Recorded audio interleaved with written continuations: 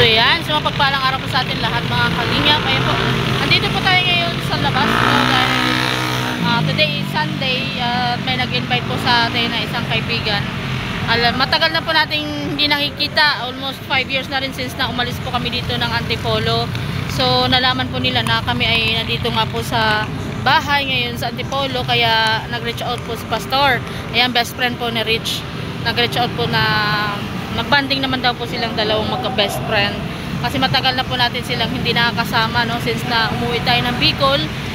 So ngayon po ulit natin sila nakasama. So nagyaya po sila na mag-unwind kasama si Rich kasi may sasakyan naman po sila at hindi naman mapapagod si Rich maglakad-lakad. So ayan po, andinala po nila tayo dito sa overlooking. So hindi nyo po makikita yung place dahil gabi, pero makikita nyo po ngayon yung mga kainan. Ayan, mga kainan po dito sa lugar na pwede po kayo mag-unwind, ano?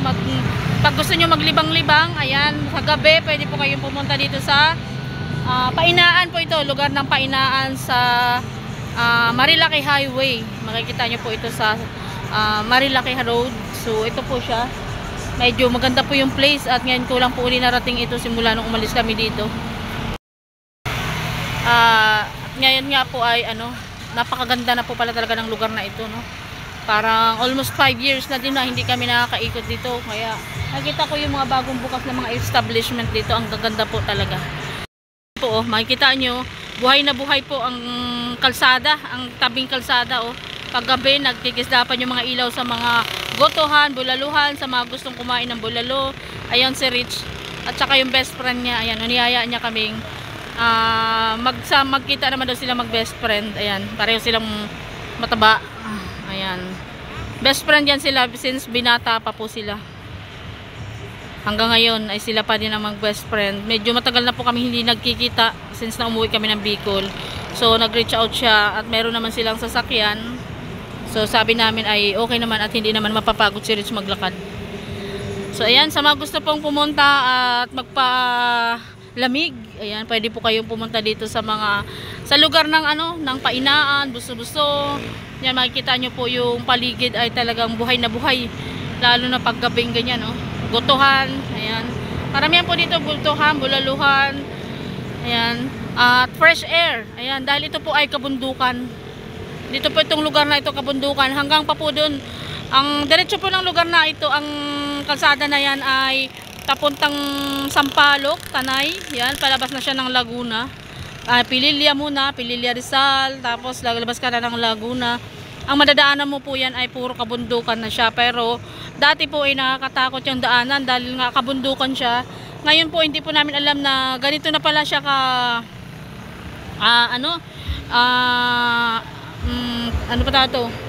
ganito na siya yung napaganda na pala nila yung lugar. So ayan, ang bilis ng panahon. Kaya sabi nga ni Pastor Francis, pag doon pa daw tayo pumunta sa banda doon, papuntang Sampaloc, yan, mas marami pa po daw doon na mga ganitong establishment, mga kainan.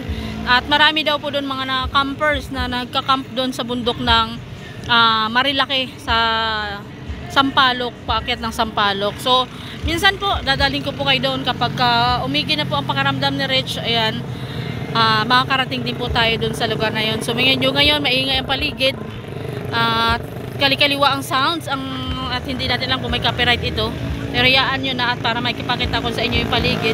Mamaya po pagbalik namin pababa, ang lugar po namin kasi ay pababa ng Antipolo, pababa doon ng Kogyo. So mamaya pagbalik natin ay papakita ko po sa inyo yung daan pababa sa amin, pero napakaganda na po pala ng lugar talaga. So yan, abangan nyo po, tayo po ay papasok na at samahan nyo po kami dito. Kakain daw sila ng lugaw. Ayan, lugaw-lugaw at goto. So dito po wala masyadong tao ngayon dahil maaga pa. Ayan, kakain po kami ng goto. So ayan, magkakambal po yan, magkaparehong muka. Ayan, pati pareho po silang hindi mataba. Ayan, pareho po silang hindi mataba. Ay, siya, marami pa daw dun sa likod. So ikutin po natin yung likod. Tingnan natin dito sa likod. Marami daw po dito mga magagandang place din sa likod. Ay, oo nga. Mayroon pa po pala dito mga ano, garden. Sa inyo din po ito? Mamans po. Ah, siya. Ito po, mayroon pa pala dito sa likod. Sa mga gustong magtago. So, ayan po mga kalinga po. Sa mga gustong magtago, mayroon pa po dito sa likod mga kubo-kubo, oh. Kainan din siya. Ang ganda. Siguro pag araw po ito, maganda po itong tingnan. Kasi makikita nyo po yung mga bamboo. Parang ano, Chinese bamboo yan. Chinese bamboo itong makikita nyo yan. Sa araw po ito maganda. Ngayon po kasi ay madilim dahil gabi. Gabi tayo umakyat. At napakaganda po ng lugar. Oh. Napaka-fresh kasi lang bundok. Wala ka na malanghap na ano dito. Amoy basura, amoy usok or ano. Basta mararamdaman mo yung simoy ng hangin na malamig. Ngayon po kasi ay Berna. Buwan na ng kalamigan, kapaskuhan, ayan, malapit na ang Pasko, kaya ito po ay malamig na dito. Tapos sa umaga po dito ay mayroon na ring fog, nagpa-foggy po itong lugar na to ng paignaan ng buso-buso, ayan. Kasi dyan po sa kabilang side na yan, sa bundok na yan, sa baba dyan, ay yung bahay dito po namin, yung bahay namin dito sa bundok, dyan lang po sa kabilang side na yan. So, ayan, ang ganda po ng place talaga, meron pa dun, oh, may kubo pa dun paakyat, oh. Parang ang ganda po dito sa mga nagtatago. Sa mga gusto mag-get away, ano ba siya, mag-relax. Pwede kayo mag-relax dito sa lugar na to. Ayan oh. Ito may mga ano, kubo-kubo. Ayan oh. Mga kubo-kubo sila. Yung native ano, bamboo hut. Ayan, mga native. Ang ganda po talaga. So ayan, next time po ay bababa tayo dyan. No, bababa tayo dyan, ikutin natin yung kanilang, may duyan-duyan pa dun si kuya, oh. Ang ganda. Ayan, kumakain na po sila. At ano lang po kami, double date. Wow, ito pala yung kanilang tukwat baboy. Lampas pa na Tukwat baboy. ulan ba yung hindi, wala.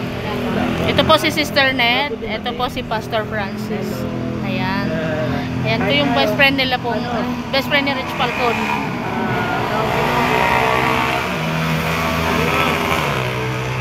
Lampas na Sierra Madre. Sa kanila, kapag nag-privilege kayo, alam namin ito. Yan ay galing sa inyo talaga.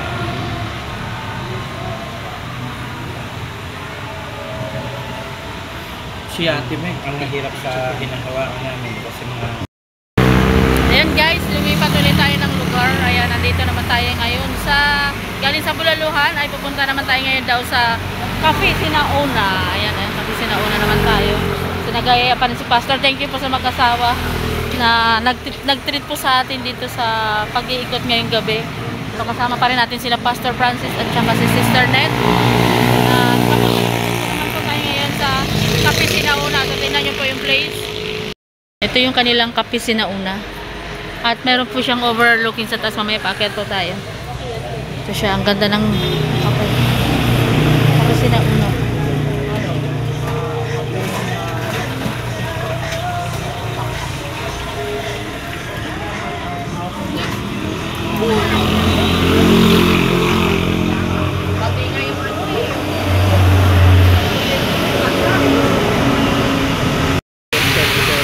So yan, inabot na po tayo ng ulan. Yun talaga ang pinaka-alabas na yung Indian. Nag-uumpisa na po yung ulan. Hindi pa. Ako nga, hindi na ako masabi sa ano. Basic na lang.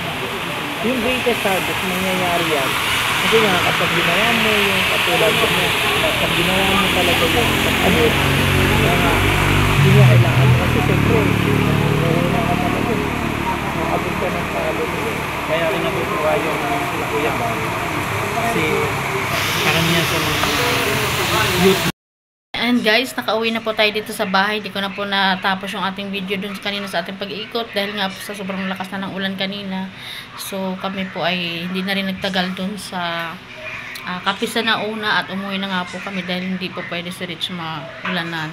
So ayan, nandito na po tayo sa bahay. Ayan, maraming salamat po sa inyong pagsama sa amin ngayong gabi. Ayan, patuloy niyo po suportahan ang kapartner Rich Falcon, and syempre po ang inyong lingkod Aljus Eagle, and supportan po natin ayan, Kuya Bal Santos Matubang, Ate Edna Vlogs and Kalinga Brab, at syempre po ang ating mga sponsor Love and Care sa channel po ni Marites Oblos Vlog, and kay Ma'am Lena Barbose, ayan, sa mga sponsor po natin na may mga channel dyan. Ayan, hindi ko man po kayo may isa-isa at baka po may makalimutan po tayo sa ating mga titas. Maraming salamat po sa inyo lahat. Alam niyo na po kung sino po kayo. Ayan, thank you very much po sa inyo lahat, and sa walang sawang pagsusuporta po sa ating mga vlog, sa ating mga supporters, solid supporters.